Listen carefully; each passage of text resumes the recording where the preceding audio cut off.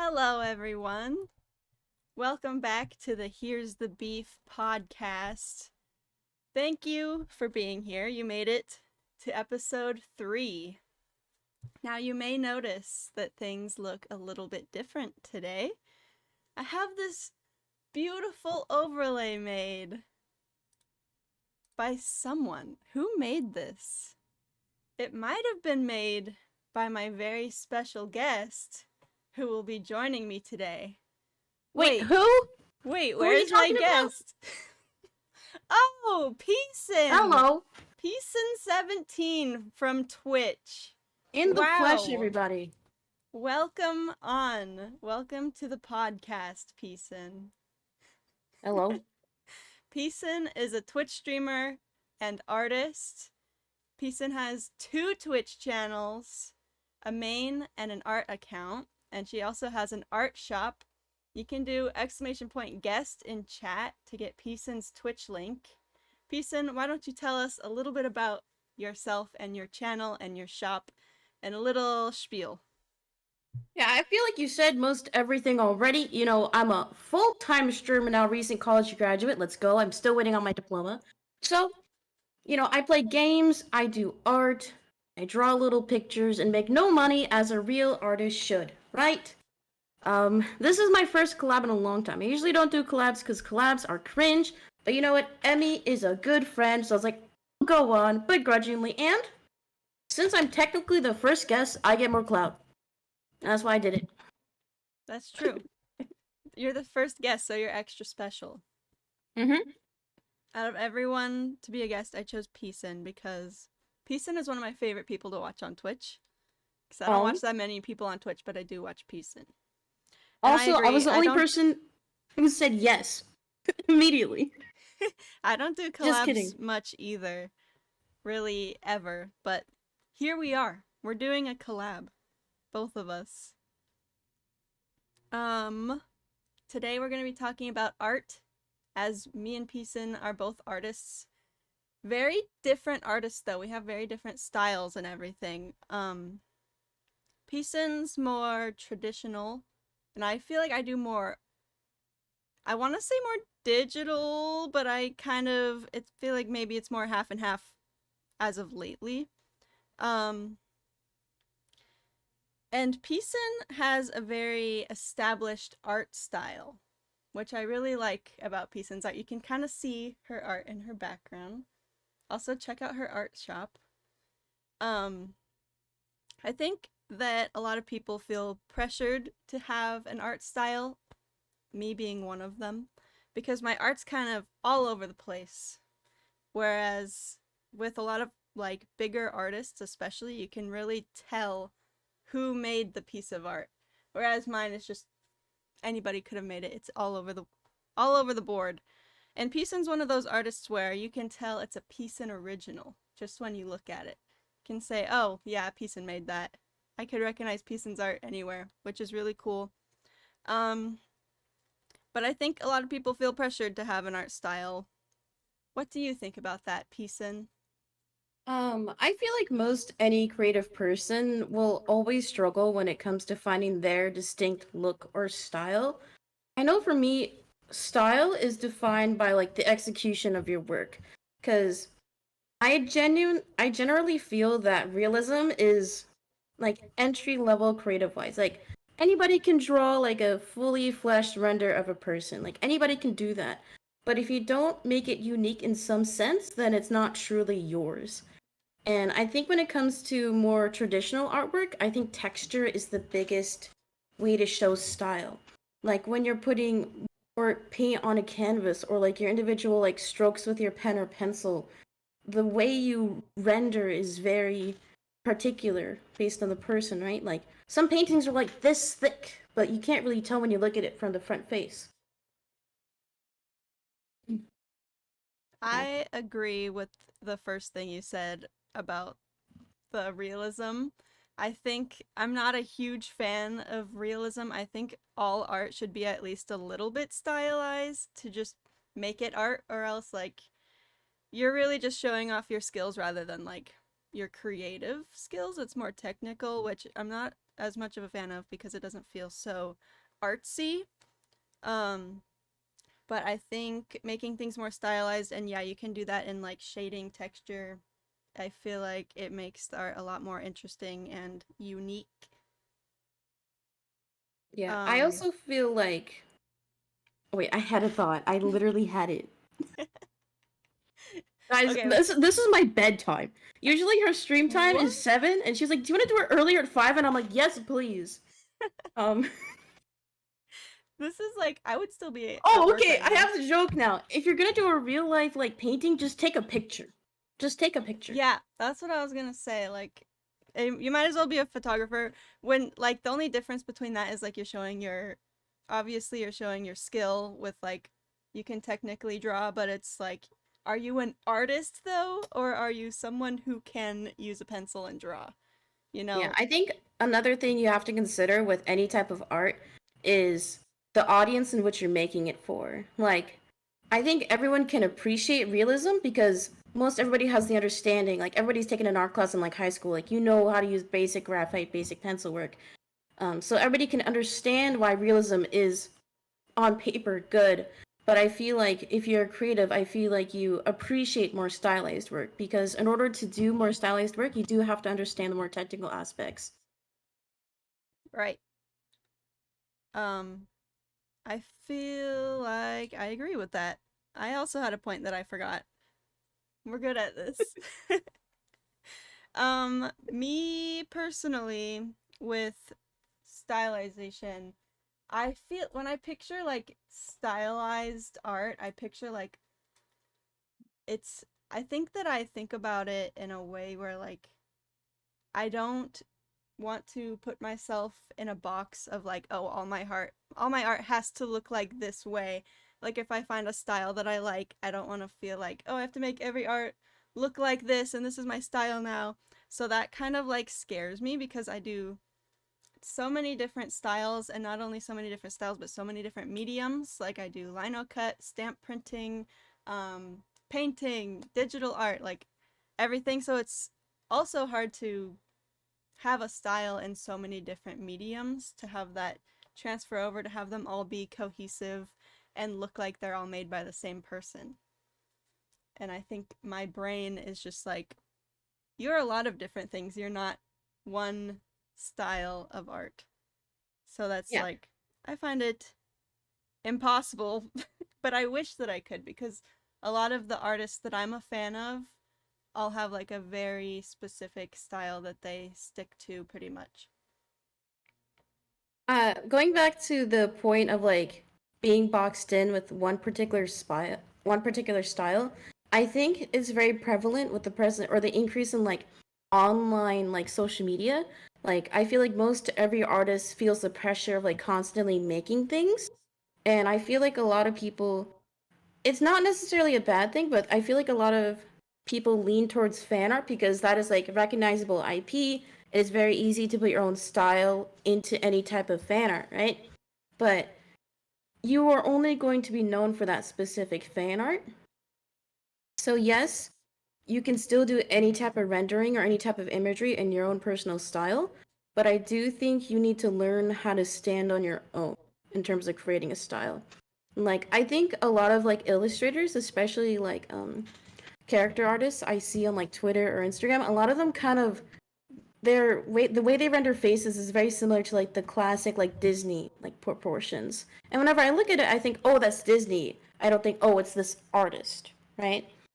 So, I think the main thing to help build your own personal style is just make things that you want to make, because I feel like if you have the true passion for what you're rendering, you're going to put so much more, I guess, soul into it. With fan art, I think it's, at least for me, I do make a lot of fan art because I'm like a Yeah. very I'm I'm a calling you very, out right I now. know, That's why I'm here. I just been called out. I'm like a very like hardcore fan of a lot of different things. So I'm like, ooh, I feel inspired to make art by this thing that I just saw because it was so cool and I want to make art inspired by it. And also, that's a reason why I make it, but another reason is because my fan art is like my most popular art. and best-selling art, which is also another whole thing about, oh, selling fan art. Don't do that. But I don't really care. Nothing's gonna happen to me. But You're aside like, from that, Disney, sue me right yeah, now. yeah, sue me, I dare you. I think it's hard to stray from it because it is my best selling and most popular, because people are like, oh, I also love that. I'm also a fan of that, and this art is cool, so I'm gonna buy this. Whereas like having your own original art or original characters, people won't recognize them, so they won't feel as inclined to be like, I'm gonna buy that because that's cool. You have to really like work harder to build an audience and work harder on your art. Yeah, I know I personally am the consumer who will buy fan art. Like usually I've only gone to one convention and as I was walking through Artist Alley, like I found myself gravitating more towards fan art. Like I think I bought a Animal Crossing keychain and that's the only thing I bought. Even though I saw people who did have like original artwork, I know I didn't feel like it had meaning to me. So I think if you want to make original artwork, you have to in the online market, you have to I guess show more of that. Like if you only post fan art, then I think that's the problem. Like people have to be aware that you do make original things. So maybe what people or maybe what you could try and do is you can still sell fan art as just the product, but I know you make like little speed paints or speed craft videos on TikTok. So maybe you could maybe just make originals for those video content. Like maybe do like 75% original artwork and then 25% fan art. That way, True. your main catalog is mostly original artwork. Still get that traction from the fan art, but Yeah, mostly have it all focused on original art. I think Um, that'd be good. I agree with that though. When I went to Comic-Con, I'm looking at all the art I bought, and a lot of it is fan art. But the ones that I bought that weren't fan art were very like strongly stylized and have very good art skills, and like they knew what they were doing. So I think that also goes to the point of, to be like an original artist, you have to really hone in those skills and make it really good.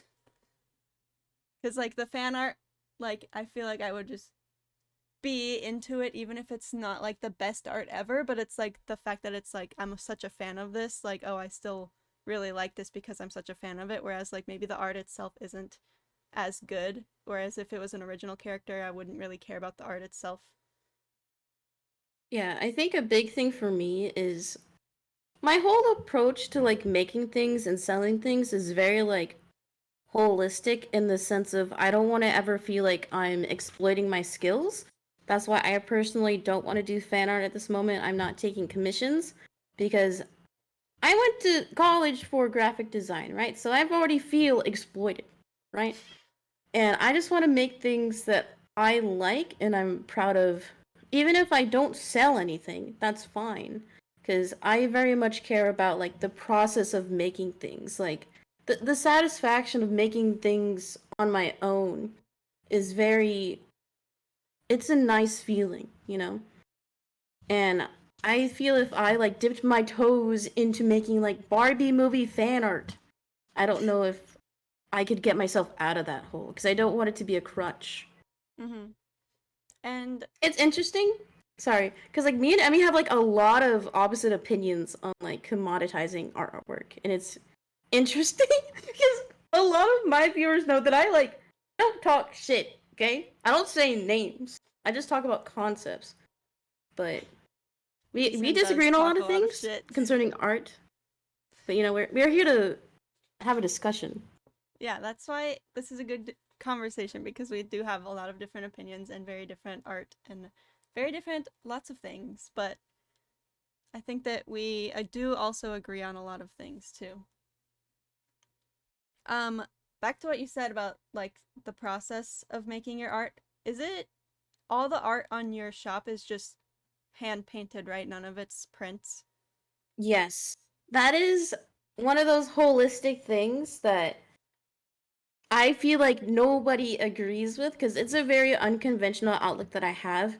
Because I do think prints like because I remember the thing that made me change my mind was I saw somebody selling, like, it was a 10 by 6 original painting print. Like, it was stretched on canvas, $500.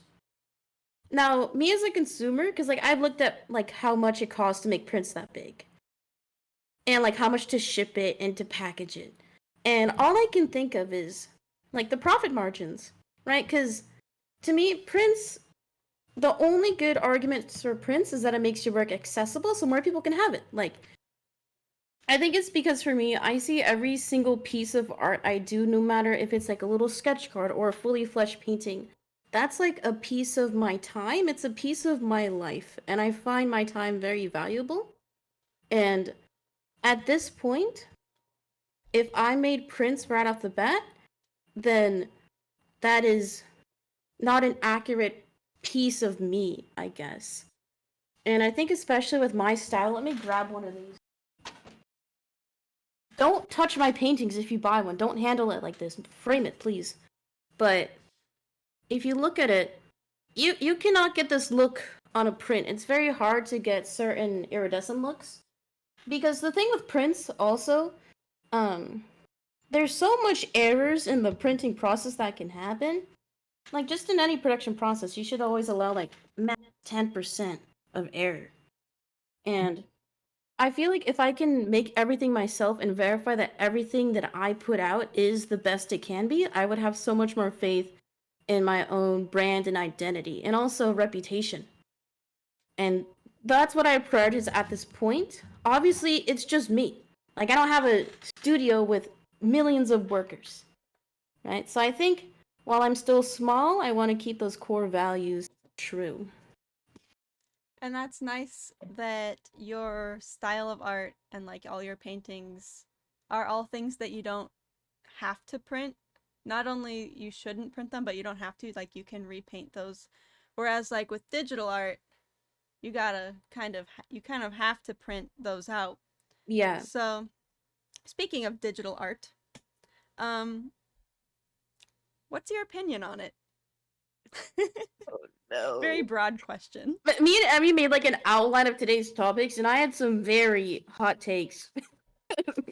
Peason always has hot takes, but Yeah. that's the thing Um, that makes Peason's clips and streams so interesting to watch. And yeah, I just they farm gain a drama lot all of day. comments and everything. Um, I can appreciate digital art because I understand it still takes a level of craftsmanship and skill. Like I don't render digitally. I think it's very frustrating. I don't like when cuz like if you look at your utensils, like your pens and your pencils feel different in your hands, right? But if you're holding like a little drawing pen, it feels the same. And that like kind of puts a little like block in my brain. I'm just like this is not what a paintbrush feels like. So then I in my head when I'm drawing on my little tablet, I mean this doesn't feel real. And I think it's because when I was little, my mom she would have us do like little like crafts every single week when we get home from school. So like I very much was like very hands on creative wise from a very young age. So I don't think I had a drawing tablet until like high school. So 8 years ago. So I've had 8 years to master potentially digital Wow, art, but she's old. it's just not something I think going back to the point we were talking about earlier, if you understand the process, you appreciate it more. I think if I invested more time into like learning how to use like Procreate or Illustrator, then I would like it more because I would understand the time and trial it takes to make a render digitally. And going back to your point of like, well, digital art is meant for prints, I'm like, I agree. Because obviously you can't get certain textures or looks digitally traditionally, or it's a lot harder to rather. Mm, digital art is definitely a lot more convenient in a lot of ways. Like making prints, making stickers, whatever. I think digital art definitely like translates over to that better. And it's very convenient to just, grab your iPad and you have all these assets just like right here without a big box of supplies. And if you mess up, it's not a big deal. You can double tap that shit and erase, undo. The undo button. Oh my god, I can't live without it. But It's my best friend. yeah, I just grab my iPad and I can travel with it, use it on the couch and like do anything with just my iPad. So convenience is a big thing for me with that. And I definitely make a lot more art now that I'm doing digital art. But I agree with you, it doesn't feel real a lot of the time. Like I'll get frustrated when I'm drawing and I'm like, I feel like a pen and paper will just be easier for this certain thing that I'm working on because I'm just like not getting it because it's not feeling right on my iPad. And it's also the convenience is also a problem because it can make it so easy to like cheat with your art, or like if I draw a hand and then I'm like, oh, now I have to draw the other hand, and I'm like, what if I just copy and paste the first hand I drew and then like We reverse all have it? done that. We'll Yeah, copy so and it's paste the like eyes and the nose. Don't worry about it. yeah, with the eyes, just flip it and put it on the other side. But it's like in doing that, I'm really depriving myself of like gaining more art skills and actually trying to draw it the other way. And some like the other day I like wanted to draw a hand. I took a picture of my own hand and then like traced it on my iPad, and then I was like, that was too easy, bro. Like She is exposed. out here tracing. She needs to be canceled, It's everyone. okay to My trace God. pictures that you took, but it's not okay to trace other art. But I Yes, was that is like, true. but still, I was like, that was too easy, and I really just allowed myself to not gain a skill of drawing a hand, and I didn't allow myself to Classic practice. digital artist, scripting lines. Yeah, I know. Yeah, that's like what I think a lot of digital artists do. So then, like, once they have a pen and paper, they're like, I can't do this, I can't do art. So that's kind of how I feel sometimes. I'll grab my pen and paper and I'm like, I need my undo button. I need my all my little things, my little brushes and everything. So definitely convenience with that, and feeling like convenience is the main pro, but there are also cons to digital art. Yeah, a few like tips I've seen with digital art, like people will make stamp brushes of like jewelry or like lines or like textures for clothing, and I think Mhm. that is good. Like to me, that makes sense. Like if you're using it for like a webcomics or something, to where those assets would look the same, no matter what Yeah, if character they're on. But I especially feel like web for comics. If you're redrawing anatomy, something a million times, you're gonna want to yeah, use yeah. brushes. Like I know some comic artists have like presets for like facial features too. Like I think that's valid. Like that's fine. Because at that point, if you're making something that's like has like weekly releases or that is mass produced, it makes sense to have some assets to where it's like copy and paste.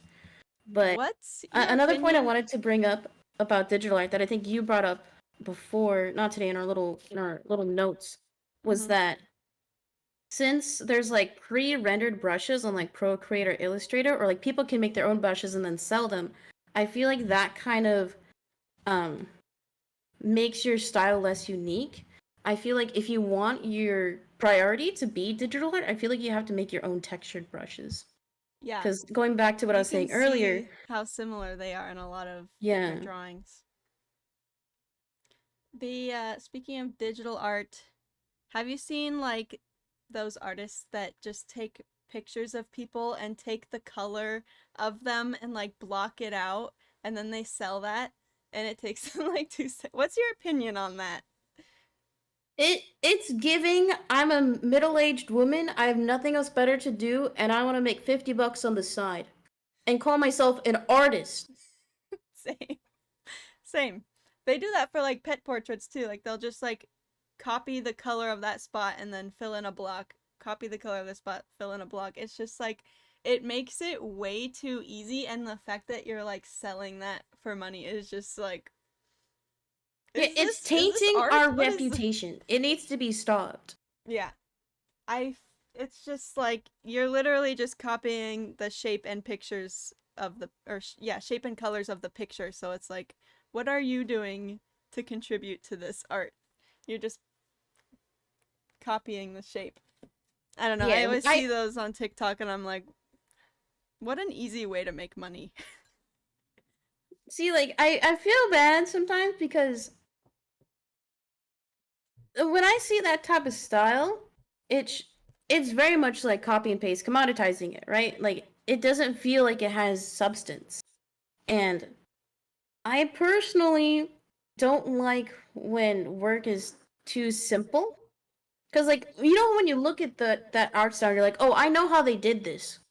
Versus if you look at, like, a digital painting, you're like, oh, how did they get that skin texture or that hair texture? Like, I think I do appreciate simple. My stuff is really simple. But, you know, there's a reason why I like my stuff. We'll go into that another time. But with the flat color fills, you can easily see how they did it, and I feel like most people who do buy it understand that they can make it themselves. And I feel like that lowers the, I guess, craftsmanship value to it. Yeah, the I can see how they did that thing, or like I know how they did that just by looking at it. I've been seeing like hacks on TikTok, and then I'll see those same hacks or like tutorials in other people's art as I'm scrolling by, and I'm like, they followed that one TikTok tutorial. And I've been seeing this tutorial in I think it's Illustrator to make like 3D images. Like you draw it 2D and then there's like a setting to make it like 3D. And they always look super similar when people do that.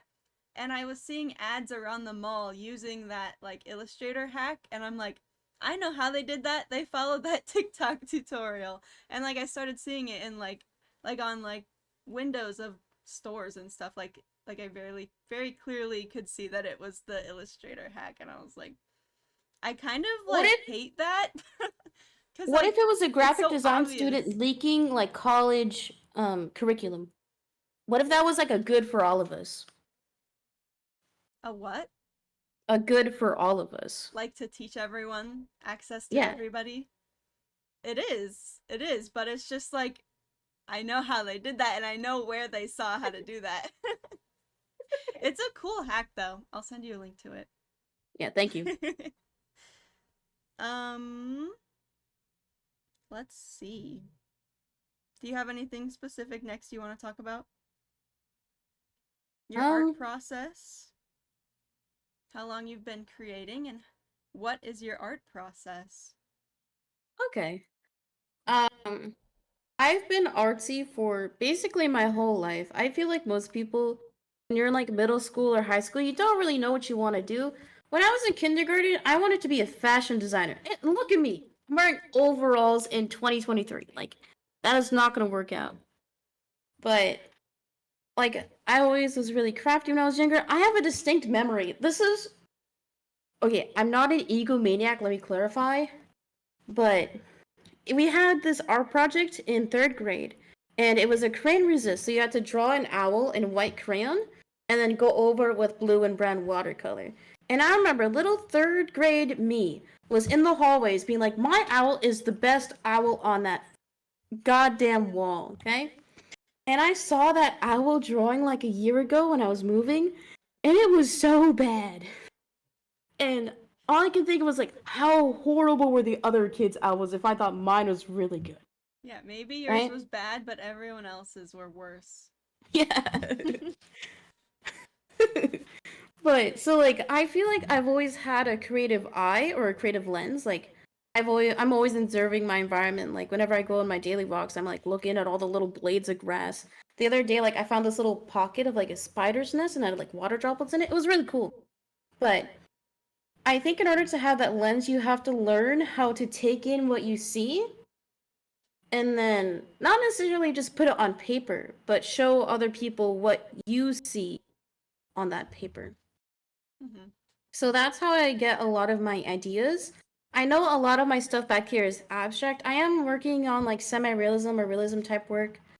But I think abstract itself is really interesting because when you look at it, you don't necessarily know what it is. Like when you see a painting of an apple, you're like, oh, that's an apple. But when you see any form of abstract art, it's fully up to either the story the artist tells or um, what you see within it. And I think in order to do abstract well, you have to have a really good understanding of form and composition. I know a lot of people, when they think abstract, they think of the paintings that is just like splatters on the canvas. Yes, that is abstract, but that's not what the core of it is. It's taking in what you see and making it so obscure or similar enough to where you might know what it is, but you don't know. And I feel like that type of work makes you pay attention a bit more That's why I personally gravitate towards it. I remember, okay, my high school teacher was glazing me up when he was saying this, but he always told me that I had a really good sense of making something from nothing. Because I would make like little doodle pages in high school, and I would, if I had a stroke, I would be like, oh, I can make this form into like an oblique shape, and then I can make the oblique shape into like a flower or something. Like, going back to the point of like making something from nothing is how a lot of my process works. So, you just made me think of a random question. When you said you brought up like the paint splatter paintings in abstract art, what do you think about those like art pieces where people just like poke a hole in the bottom of a paint bucket and then like swing it over a canvas? Or like when someone just Okay. fills up like water balloons with paint and throws it at a canvas, like do you think that that's really like a creative process or very artsy or creative? I think those two examples are very similar in the sense, okay, to me, something that makes something valuable is its ability to be replicated, right? Like the way I do my process, I make stencils. Everything is done by hand, but it's still replicable, right? I can still make multiples of each one if I wanted to. But the appeal to the paint splatters or the paint buckets is that is an original. It's going to be very, very hard to get the exact same paint splatters. And especially with traditional art, to where, because paint is 3D, like if you're looking at a canvas from a side view, it might stick out like maybe max a quarter inch. So that is going to be very hard to replicate. And I think that's the main appeal of any abstract or unconventional art. And also, it's the process. Going back to what I was saying earlier, like if you film yourself doing more traditional art, people feel like they were a part of that process. So when you sit through and watch that 3 minute, not sped up video of somebody like with a paint bucket, you feel like you were in the room with them. Like And I it's think more that's the about the biggest appeal. process than the end product. Yeah, exactly. I like that.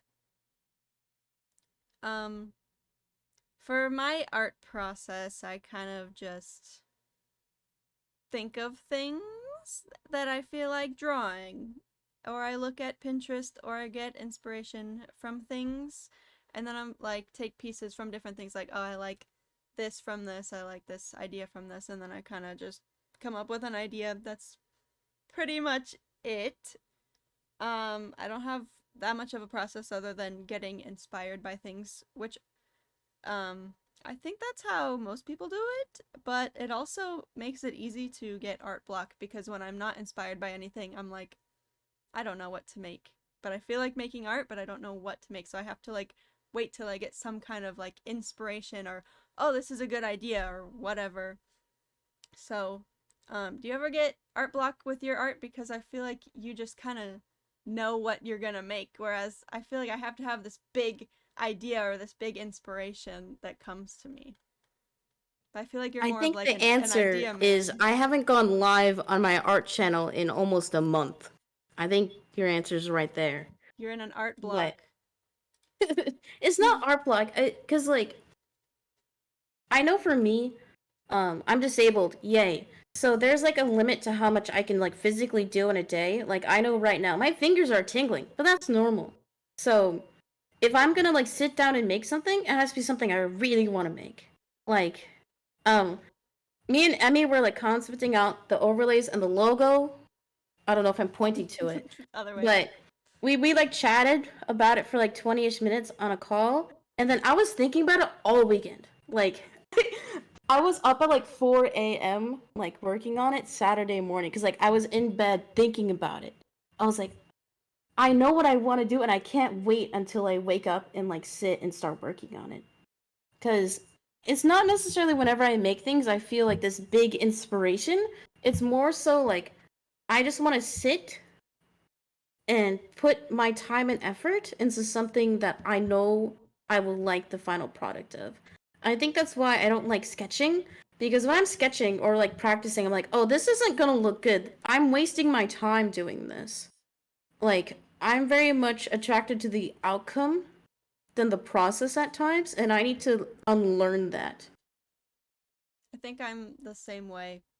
Hmm. I most of my art comes from like an idea that had been in my head for a few days, and I'm like I gotta get this on paper. I gotta like make this art. It's been in my head, like I know how I want it to look and everything, but I never like sit down and I'm like, I'm gonna sketch and try to come up with some ideas, because I'm like, I know I'm not gonna like the sketches. Like I just want to make the idea that I'll have, that I know that I want to make. Um, why do you create art, Peason? Why do you do it? Why? It's fun. It's fun. Yeah, Simple. simple answer. It is Next fun. question. No. um, there's like two different dynamics to why I do what I do and how I conduct myself. I think the main thing for me is having pride in what I do. Like, I like finishing something, like looking at it and be like, oh, this is good. Because I have a mirror that's across my room. So, like, as I work, I like hold it up to the mirror. Because when you're working in any type of medium, you have to think about like how things look up close and then also like across the room, especially when you're working with like traditional or paintings, because not many people are going to be like right up against the wall looking at it. So, when you're working, you have to constantly check in on what you're doing. And I think that process is also really good because whenever you're sitting down for like 4 hours working on something in one sitting, you can see that progress at the 4 hour mark. You can be like, oh, I started with a blank paper at minute one, and now I have like a half rendered. And I think checking in throughout that is very validating because I'm like, oh, I did this, you know. Mm-hmm. And the other part that I do what I do is I think validation is also a very big part of it now, especially with social media, because you post a picture and it gets like 2 likes and you're like, oh, that's good, right? Like somebody who doesn't know me likes what I do because it's the actual product or what I did they like. And I know I said 2 likes. I don't care about engagement. It doesn't really matter in the big scheme of things. Like, I'm small, it doesn't matter. But knowing that one person likes what I do is very important because, like, I didn't start using social media till, like, I graduated high school. So, like, I wasn't on my phone 24/7 like all you little Zoomers in chat. Like, so even one comment makes my day sometimes. It's wild how much little attention I need to feel like what I do has meaning to it. Mm-hmm. I think that's probably the main reason I also like to make art and feel inspired to make it, is because that feeling when you're done is like, oh, I'm so proud of this piece of art. Like, I love the way that it looks. I'm proud of it. I want to put it on the wall. I want to sell it. I want to put it everywhere. And then those serotonin boosts when people like it on social media also is like, oh, I want to make art so I have something to post so I can keep gathering that serotonin, which I feel like shouldn't be my main reason for art, but it feels so dang good, man, when you're done with the art and you're like, I like it and people like it. Like I did a good job. Yay me. I think a big thing along with like social media engagement is like you have to have people you surround yourself with supporting it. Like I remember like back when I lived with my parents, like whenever I finished a painting, I'd be like, "Hey mom, what do you think about this one?" And then she'd give me feedback. Or now I'm like, "Hey sister, what do you think about this one?" And I think knowing that people online, because ultimately people online are a number at times, but knowing that like your significant other or family or friends like what you do, I think is also very important. Yeah, and it's also very disappointing on the other end of that when they don't show the excitement that you expect them to. That, as an artist, is like the worst feeling when they're just, when like the worst part is my boyfriend, he like very often can't tell what things are. So I'll show him and he'll be like, what is that supposed to be? And I'm like, no, like that is the worst thing you could have said about my art. And it happens so often. And it's just like, well, do I need to change it? Like, what do I need to do? But I think it's just him.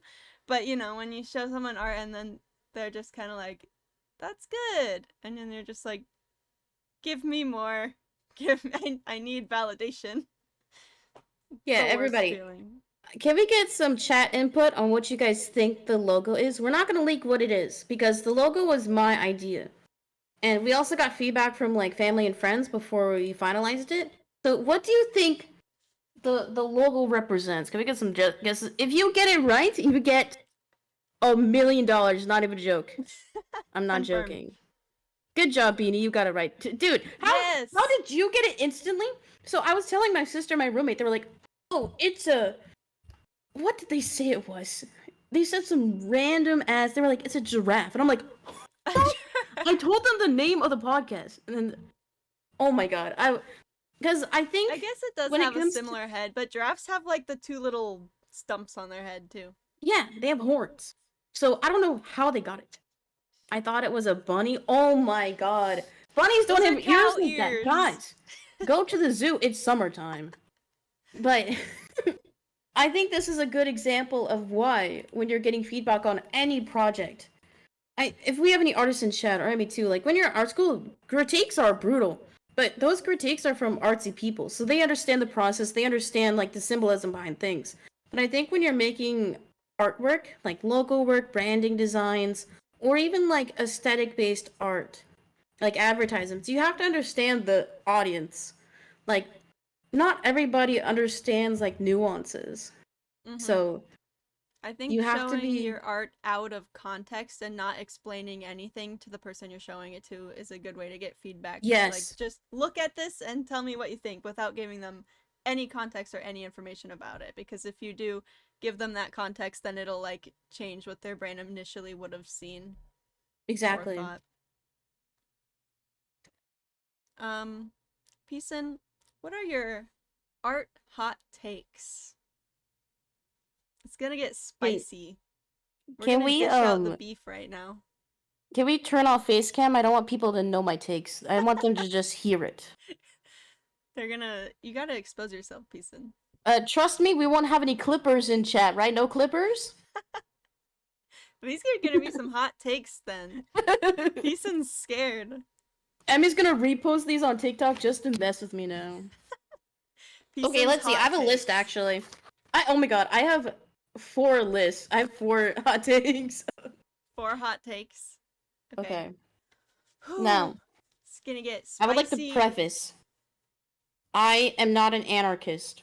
Okay, I'm a lib. I'm a progressive, not an anarchist. But I think graffiti is actually good. I think it's misplaced talent. Like, you know, when you think of graffiti, you think of like an angsty teen, right? Just tagging places. But you ever like walk through your downtown area and you see like a piece of graffiti that you can tell that's done with spray paint that actually looks like nice. Like they probably went there like nights for weeks and weeks to make this faux mural. And that to me is dedication in its own sense. Like I am an advocate. If I ever become governor, I will dedicate one wall in every city. Just tag it up. I want to see what you can make. Some I understand that, like, graffiti- yes, it's more work for the city workers, but you know, you gotta pay them to do something, right? Some graffiti, it's like you can tell they just did not try and they just write like poop on the wall. Like what was that? I saw. Oh yeah, there was graffiti I saw that just said pee or PP or something, and it's just like that. Like, come on, man! Like you're just doing that to ruin the building.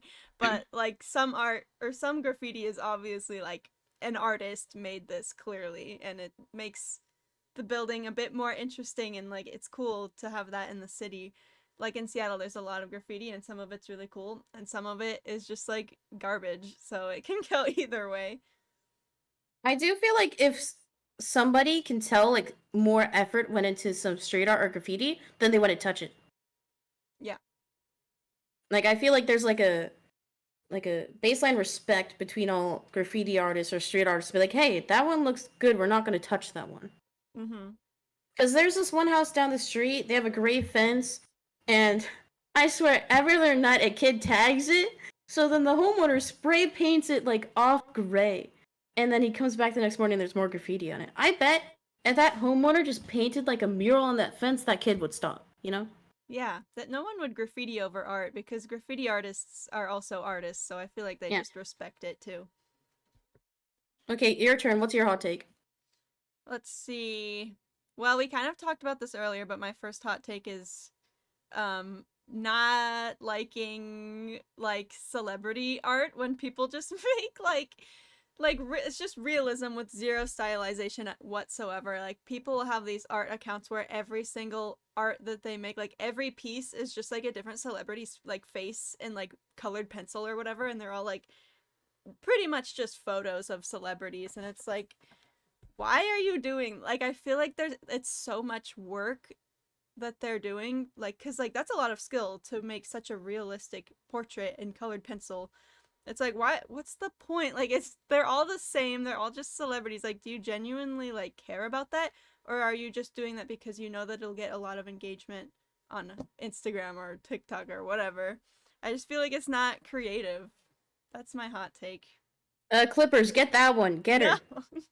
Don't clip that, don't clip that. I think it's interesting because if you looked at like a lot of like the time of like Renaissance, the majority of artwork that was made was like portraits. Like those were commissioned artwork, where like diplomats would pay buckets to like get like a realistic portrait made. And I think it's interesting how the kind of sentiment has flipped. Yeah. But I think it's because most every person can do realism if they really tried. But if you want to make something unique, you have to genuinely have a creative eye. With the accessibility of being able to learn art and practice art so much now, I feel like everyone can practice and get those skills, but to have the creativity is what's the hard part of being an artist, or like that special skill, whereas instead of like learned skills, it's that like skill you're born with. Can you learn creativity, or are you born with it? Maybe it's Maybelline. Maybe. Hashtag No. not an ad. Twitch staff, that is not an ad. Not sponsored. It might be. Maybelline? Hello? Sponsor us? I have a take that you might not like. Are you ready? Yes. Now, promise, shake that we'll still be friends, okay? Can you shake? Thank you.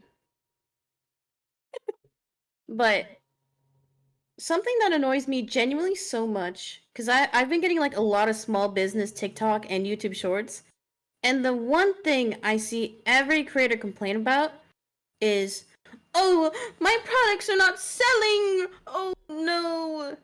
Like, I spent $1,000 on a printer and a sticker maker and a Cricut. Hashtag not sponsored. And when you look at their shops, all they sell is stickers. Now, it's not that I don't like stickers. Stickers are nice, similar thing to prints. They are very accessible. But if you are going to start any business, okay? 99% of businesses fail, is what I heard. But if you are going to spend $1,000 in material, you have to expect to make that $1,000 back at some point. But with stickers, you would probably have to sell 500 stickers to break even. So it's different if you have that capital ready on standby. But if you are trying to make it off of just one product, you are not going to succeed. A really good post I saw was you need to offer inventory that is different, I guess, price points, right? So you need to have original artworks where you can charge higher price point, medium price points like 40 to 50, and lower price points, so stickers, right?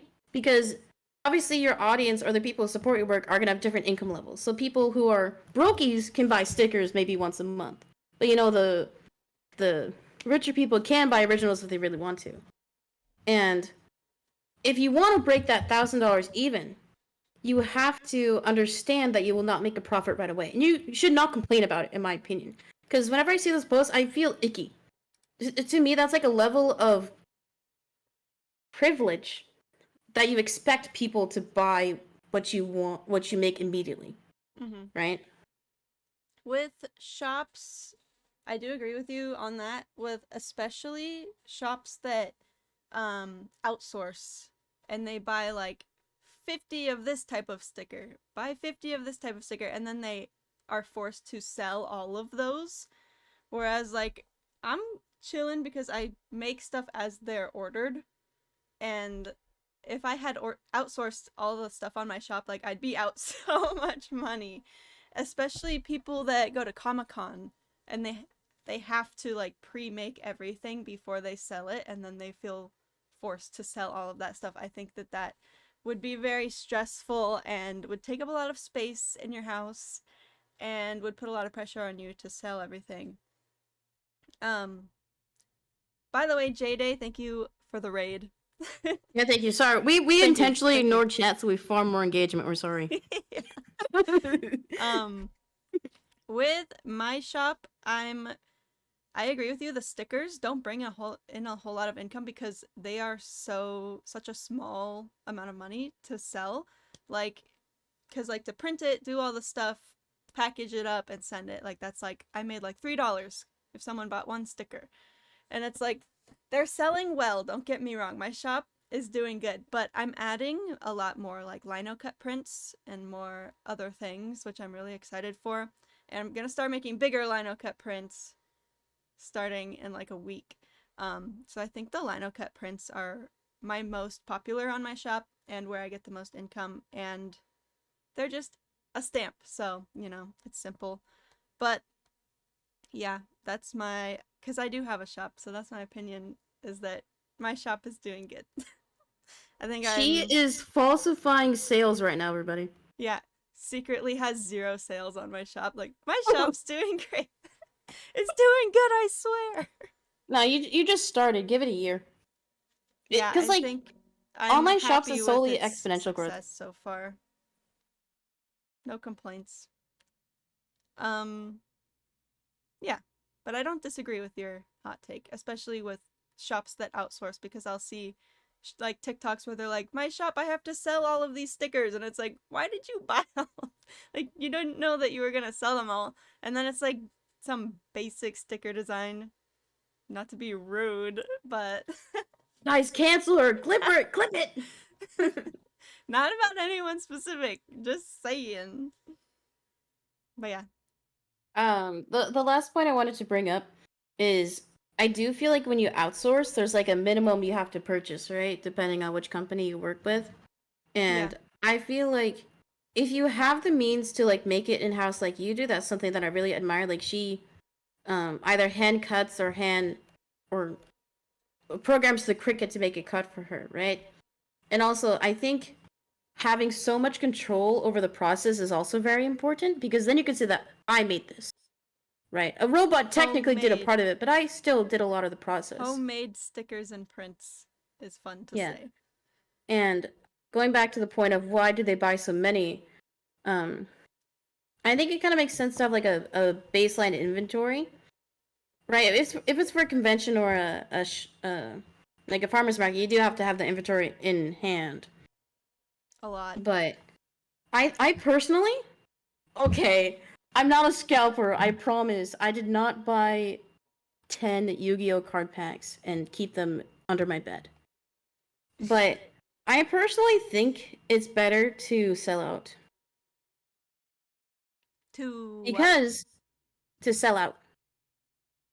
What do you mean? Because it's kind of like if I make 5 units and those 5 units sell it in a week, then it shows that 5 people want to buy it, so there is a level of demand to it. Versus if I had 20 in my inventory, then it's people would be like, "Oh, I can wait to buy this because they have 20 in stock." Yeah. I feel like if there's some level of scarcity, it might encourage people to buy more. Like, don't miss out. I'm gonna sell out. Yeah, because you know how like on some websites it'll say like, "Ooh, 10 people have this in their cart."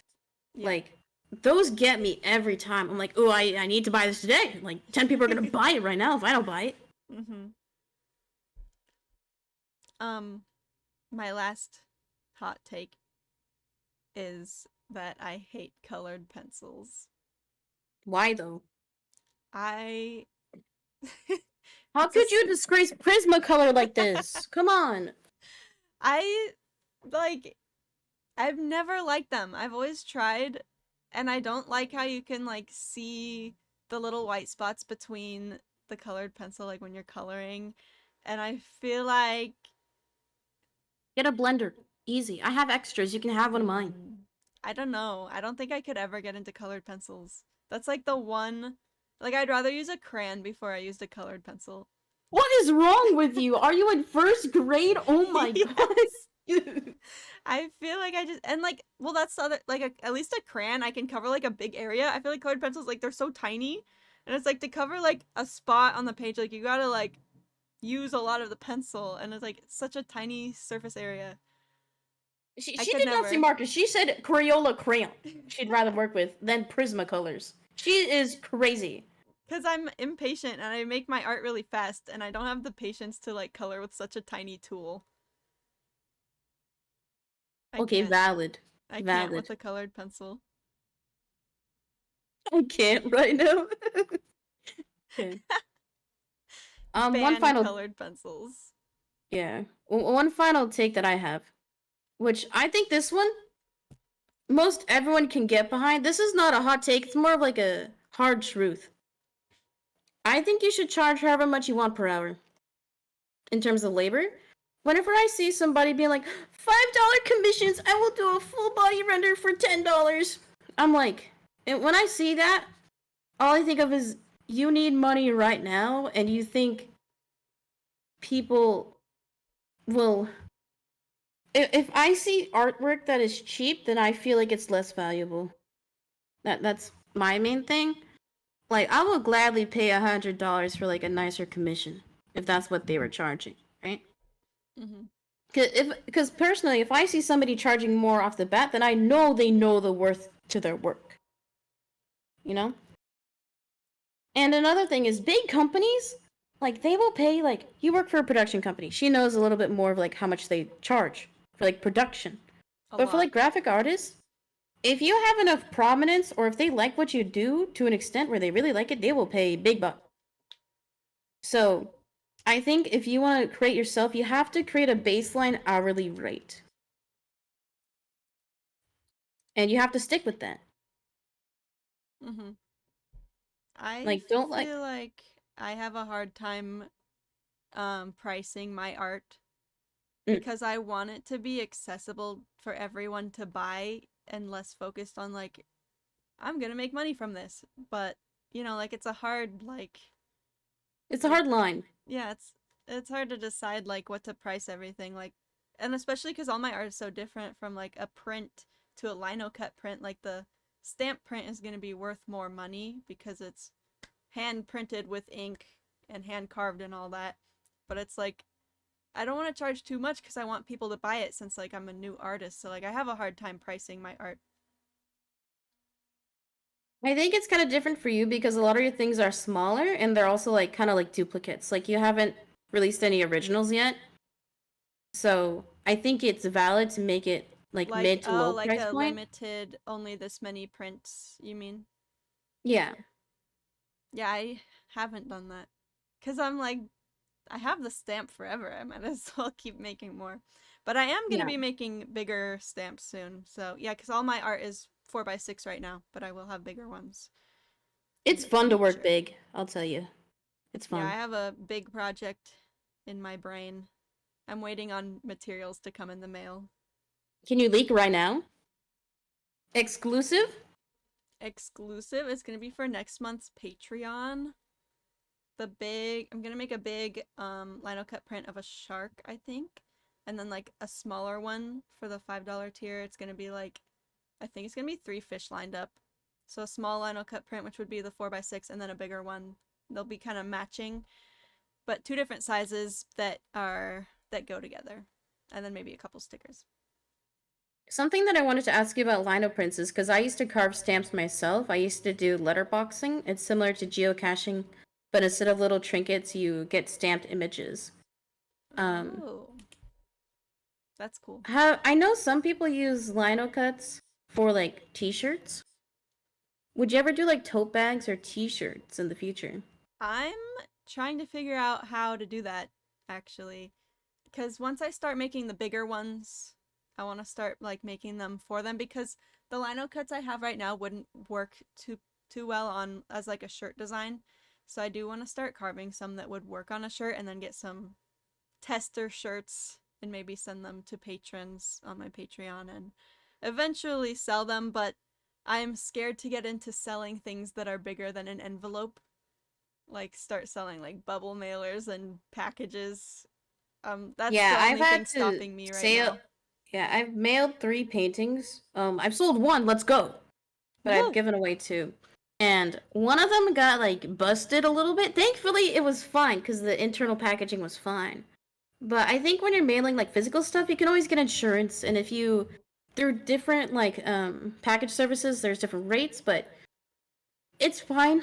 Like if you're selling stuff that aren't originals, where you can make duplicates if it ever gets lost or if it gets damaged, that is always something that can be solved. So Mm, I think that is a worry that you can put on hold for now. Like the worst that'll happen is they have to mail it out again, yeah, and that's like fixable, right? yeah. But also like going to the post office, that doesn't sound fun. Because Maybe you'll get more I friendly with just them put the more you my go. everything I sell, I can just put in an envelope and then I put it in the mailbox, and it's so simple. I don't have to go to the Yeah, post I have office. to commute like 40 minutes to my post office. And since What? the boxes I mail are too big to fit in the drop-off box, I have to wait in line. Oh no. But Oh no, yeah, I'm they not have a complaining. drop It's off fine. box. It's fine. You know, I gotta do what I gotta do. Yeah. But yeah, that's the only thing holding me off from making shirts and totes. But eventually, I definitely want to do that once I get over Yeah, I my feel fear. like it's justified to start doing like larger physical items once there's a higher demand for it. Yeah. Guys, I if Emmy hits 50 patrons right now, she'll start selling shirts next month. 50. Can we get 50 today, guys? Please. Please. I want to make shirts. That'll be fun. Um Another topic we had written down was AI art. What are your thoughts on that? This is very topical because there are currently, it is July 23. Currently, there is the Writers Union strike and also the Actors Guild, or SAG, that is currently striking as well. And one of the main concerns they had is the potential prominence of AI within filmmaking, whether it be like writing or VFX.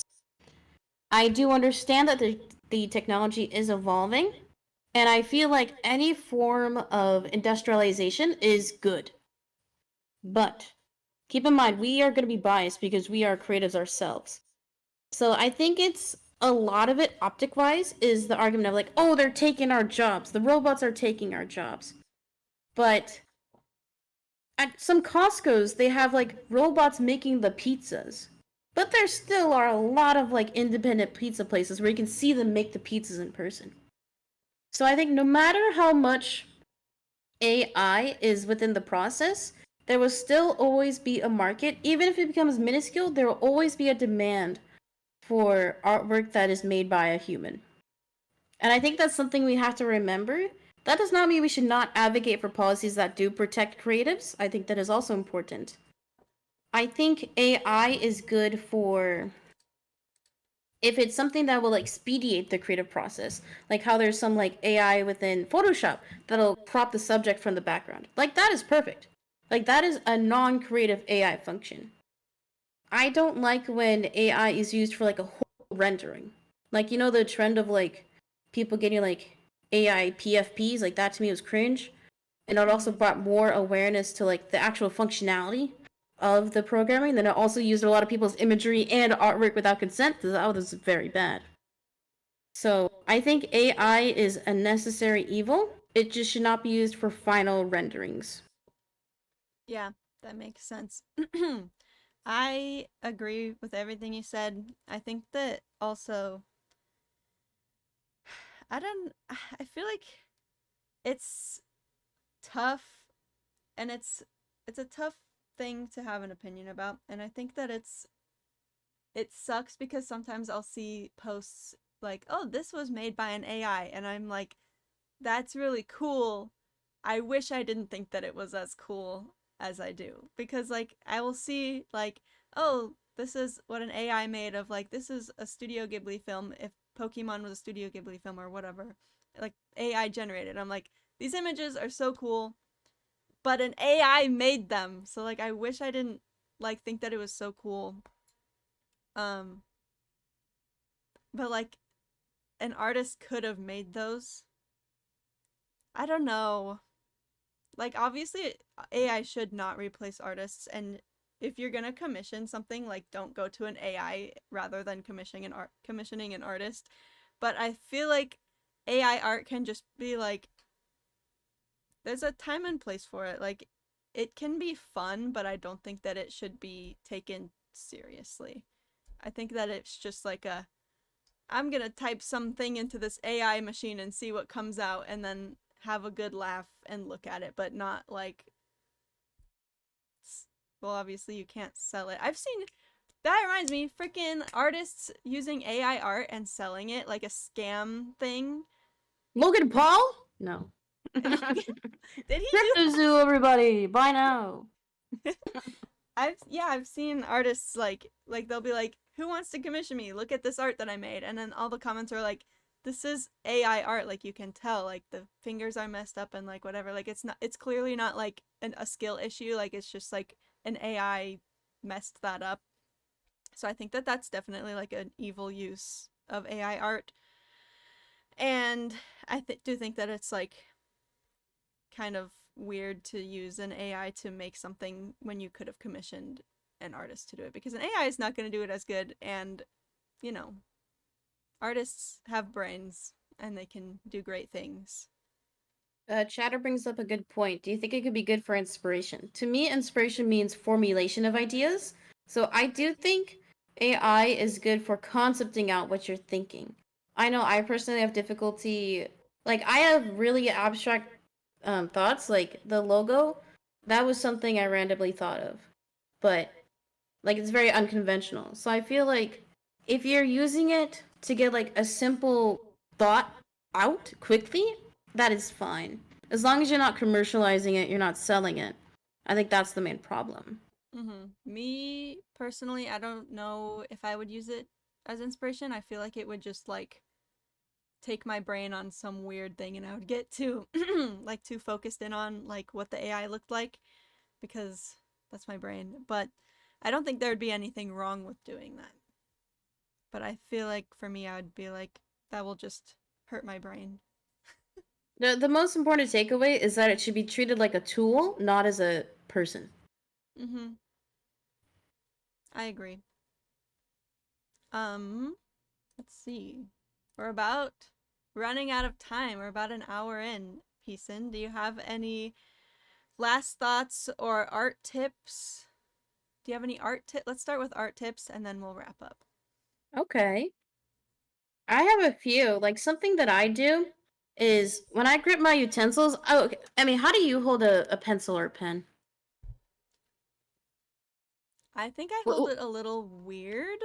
Which finger does it rest on? Mine rests on my ring finger. My ring finger. I hold it like Wait, this. we're both weird. Oh no. Most people hold it on their middle fingers. Yeah. I remember they say you have better control that way, but I hold it like this. I feel like it looks weird. I have so much more control because I also hold chopsticks wrong. You're supposed to hold them on your middle finger, but I can like manipulate the tool with my pointer and my ring finger more. I feel I think if it's I hold resting on my ring chopsticks the finger. same way. I think I do that the same. But yeah. Yeah, because I remember in like first grade I get scolded for holding my pencil wrong, but it's whatever. It didn't work. So because I hold my pencils funny, I also grip my utensils really hard because whenever you're doing like really precise strokes, you have to hold your utensil firm. Like if you're too loose, you're gonna have messy line work. So usually when I work, I have like band-aids right here wherever wherever my utensils lay. Yeah, I have like a permanent like callus right there. Yeah. So I know some people have like the gloves, but that's for like your wrist. I think I usually go with band-aids because the wrists, I don't need that. I don't like when it drags on the paper. But another thing to help with your wrists is you have to move with, let me scoot back. You have to move with your whole arm because the joints in your body, you have your elbow, which is a hinge joint, right? Goes up and down, but your elbow is a ball joint similar to your wrist. So if you move with your with the ball joint, so with your whole arm, whenever you do most line work, it'll be a lot easier on your wrists.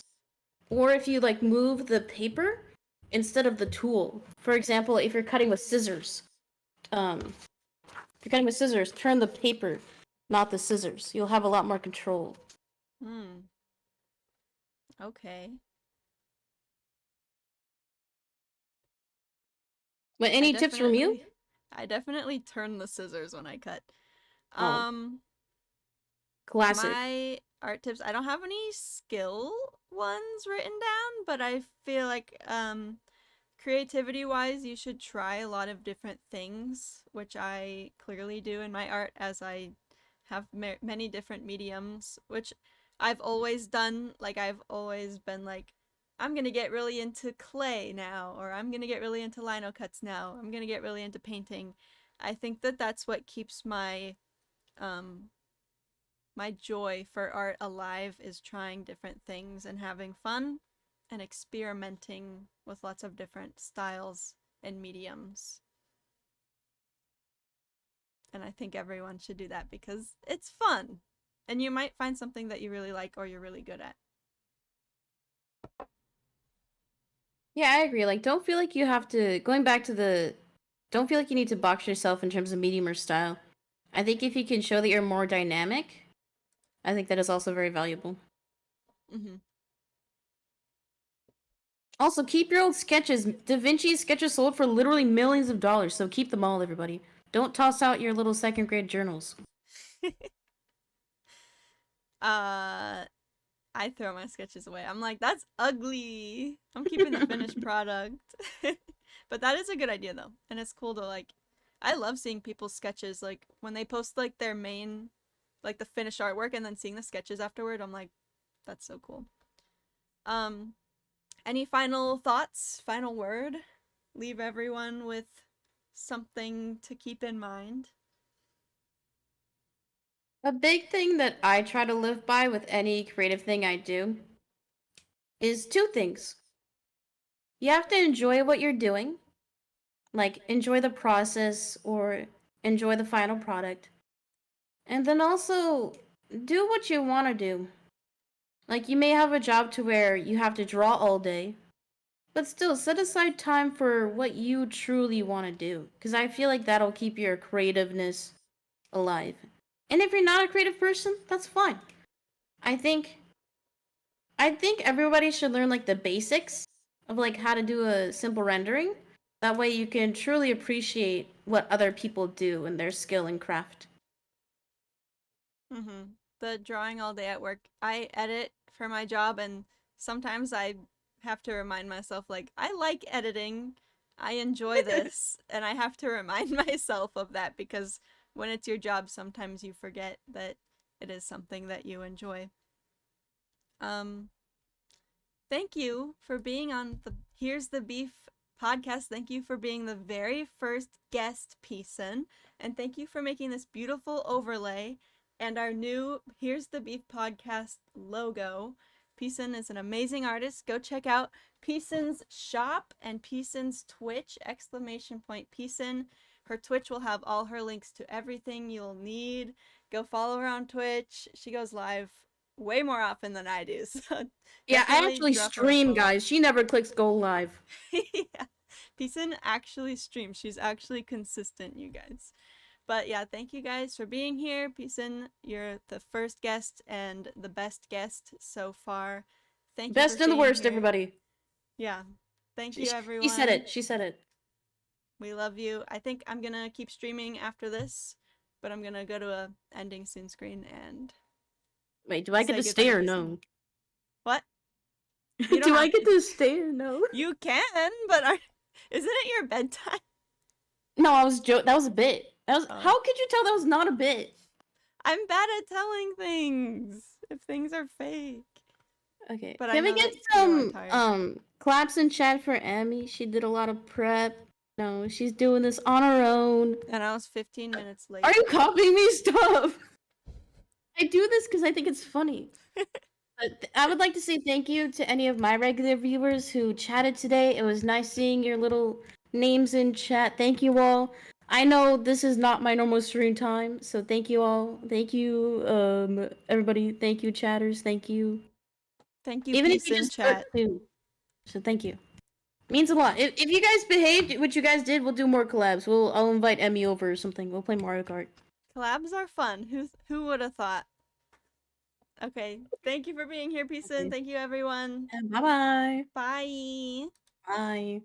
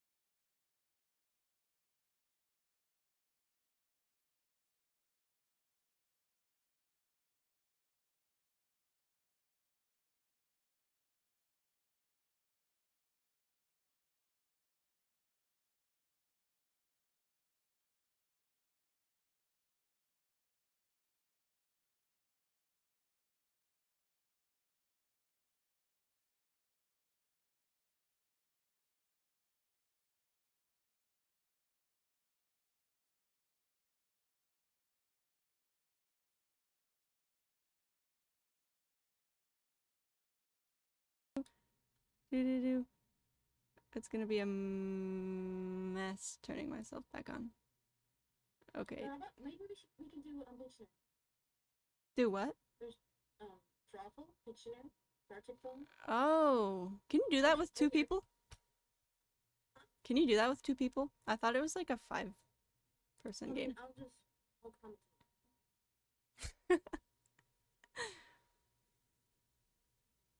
Yeah, I'll send you a link to Gartic phone Wiktionary because I did this on stream before and everything. Okay, I'm gonna